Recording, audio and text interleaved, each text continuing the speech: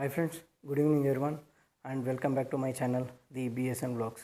So ಇವತ್ತಿನ ಟಾಪಿಕಲ್ಲಿ ನಾವೇನು cover ಮಾಡ್ತೀರಂದರೆ ಆಂಬ್ರೋಸಿಯಾ Beetal ಅನ್ನೋದು ಇದೊಂದು ಪೆಸ್ಟ್, ಒಂದು ಚಿಕ್ಕ ಹುಳು. ಆ್ಯಕ್ಚುಲಿ ಭಾರತ ದೇಶದ ಕೇರಳ ರಬ್ಬರ್ ಬೆಳೆಯುವಂಥ ರೈತರಿಗೆ ಈಗೊಂದು ಕಷ್ಟಕಾಲ ಬಂದಿದೆ. ಆ್ಯಕ್ಚುಲಿ ಈ ಆಂಬ್ರೋಸಿಯಾ ಬೀಟಲ್ ಅನ್ನೋವಂಥ ವೈರಸ್ ಈ ರಬ್ಬರ್ಗಳನ್ನೆಲ್ಲ ತಿಂತಾ ಇದೆ ಆ್ಯಕ್ಚುಲಿ. ಸೊ ನಿಮಗೆಲ್ಲರಿಗೂ ಗೊತ್ತು, ಭಾರತದಲ್ಲೇ 72% ರಬ್ಬರ್ ಪ್ರೊಡಕ್ಷನ್ ಕೇರಳದಲ್ಲೇ ಆಗೋದು.